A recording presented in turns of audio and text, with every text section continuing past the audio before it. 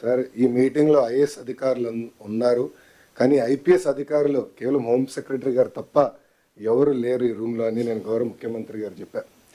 ఇది ఎందుకు చెప్పానంటే గడిచిన 5 సంవత్సరాలు రాజ్యాంగం విలువేంటో తెలుసుకున్న మొదటి వ్యక్తిని నేను చదువుకున్నప్పుడు రాజ్యాంగం గురించి మాట్లాడేవాళ్ళం, నేర్చుకున్నాం. కానీ రాజ్యాంగం విలువేంటో నేను ఈ పుస్తకం పట్టుకుని పాదయాత్ర చేస్తాం జరిగింది. నేను ఆ రోజు అధికారులతో మాట్లాడేటప్పుడు కూడా ఎక్కడ మార్కింగ్ చేశానో ఆ మార్కింగ్ కూడా ఇప్పటికీ అట్లనే ఉంది.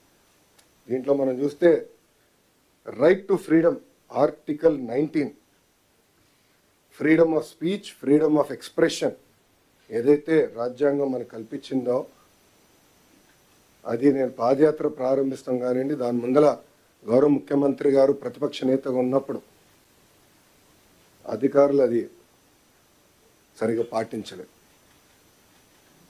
అందుకే ప్రజలు ప్రజాస్వామ్యంలో తీర్పిచ్చారు. రాజ్యాంగాన్ని కాపాడాల్సిన బాధ్యత అధికారులందరిపైన ఉంది, ప్రజాప్రతినిధులపైన కూడా చాలా చాలా ఉంది.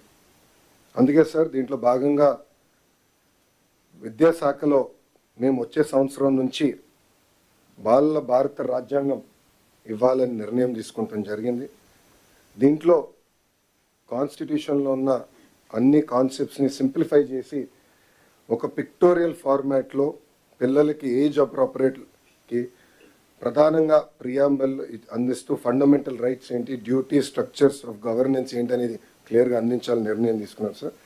దాంట్లో భాగంగా భారతదేశానికి స్వాతంత్రం వచ్చిన కారకులైన మహాత్మా గాంధీ గారు, అంబేద్కర్ గారు, నెహ్రూ గారి గురించి కూడా దీంట్లో చాలా చెప్పాలని నిర్ణయించుకున్నాం. అంతేకాకుండా సివిక్ అవేర్నెస్ అనేది చాలా చాలా అవసరం.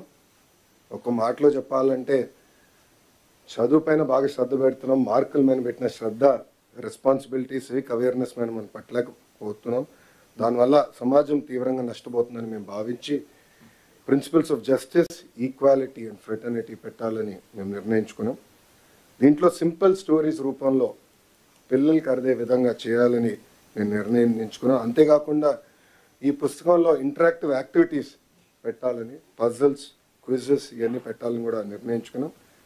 అంతేకాకుండా రోల్ మోడల్స్ మన గాంధీ గారు కానివ్వండి, అంబేద్కర్ గారు కానివ్వండి, నెహ్రూ గారు కానివ్వండి, సర్దార్ పటేల్ గారు కానివ్వండి, మౌలానా ఆజాద్ గారు కానివ్వండి, సర్వేపల్లి రాధాకృష్ణ గారు కానివ్వండి, వాళ్ళ గురించి రోల్ మోడల్ సింపుల్ ప్రొఫైల్స్ కూడా ఏర్పాటు చేయాలని నిర్ణయించుకున్నాం సార్. దాంట్లో భాగంగా ఒక కమిటీ వేయాలని నిర్ణయించుకున్నాం. కాన్స్టిట్యూషనల్ లీగల్ ఎక్స్పర్ట్స్ ఒక పక్కన, ఎడ్యుకేటర్స్ ఇంకో పక్కన, children literature authors, illustrators, visual designers, social scientist, civic educators, policy makers, ప్రజాప్రతినిధులు, చైల్డ్ రైట్ ఆర్గనైజేషన్స్.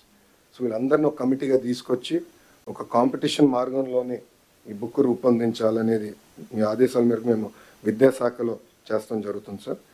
ఇది వచ్చే సంవత్సరం నుంచి పిల్లలందరికీ అందించాలని నిర్ణయం తీసుకున్నాం. ఇది స్కూల్ కరికులంలో ఇంటిగ్రేట్ చేస్తూ టీచర్కి అవసరమైన ట్రైనింగ్ కూడా అందించి పెద్ద ఎత్తున వైడ్ డిస్ట్రిబ్యూషన్ కూడా చేద్దామని సార్. పబ్లిక్ లైబ్రరీస్ కూడా పిల్లలకి, పెద్దవాళ్ళు కూడా అందుబాటు తీసుకొచ్చే విధంగా చేస్తామని సభాముఖంగా తెలుపుకుంటూ, ఇక్కడున్న అధికారులందరినీ నేను కోరేది ఒకటే, రాజ్యాంగం అనేది అందరికీ సమానంగా అమలు అవ్వాలి.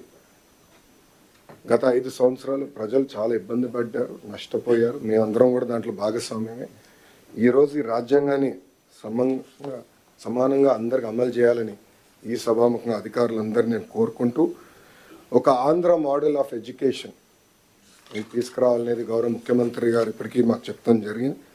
దాంట్లో మేమందరం అహర్నిశలు కష్టపడుతున్న డిపార్ట్మెంట్ కూడా చాలా ఇది సీరియస్గా తీసుకుంటాం జరుగుతుంది. దాంట్లో భాగంగా పిల్లలకి బాల రాజ్యాంగం అనేది అమలు చేయాలని నిర్ణయం తీసుకున్నానని సభాముఖం మీ అందరు తెలుపుకుంటూ, రాజ్యాంగంలో sir we the people of India అంటారు. నేను I truly believe that we must also recognise that we the children of India. ఎందుకంటే పిల్లలే మన భవిష్యత్తు, పిల్లలే మన సంపద. రాబోయే దశాబ్దాలు దేశం అగ్ర దేశంగా ఎదగాలి, నంబర్ 1గా ఎదగాలంటే ఇప్పుడు మన పిల్లలపైన ఆధారపడి ఉంటుంది. దీనికోసం అందరం భాగస్వామ్యం అవ్వాలి. ఈ కార్యక్రమాన్ని జయప్రదం చేయాలని ఈ సభాముఖంగా కోరుకుంటూ మీ అందరి నుంచి సెలవు తీసుకుంటున్నా. అందరికీ నమస్కారం. జై హింద్.